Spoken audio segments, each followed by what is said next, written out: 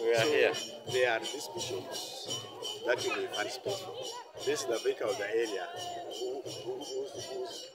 whose followers put up this church. Okay. They are sons of this church. They were born initially in Neve, but because we were turbulence in our church, they moved to Anglican. But they are now all in robes. Dr. Poyo Benson and Wakili Collins all are in the robes now because that is where they were grown. But they went to SK. So this is their vicar in charge. If you find a space up there, and this one, and then this one, the church is here. So if you have how many people you can see a space you have, then you bring them up. So, These are ACK, these are independent organizations. okay. You can ask them to come up. If you find space, I'll give you.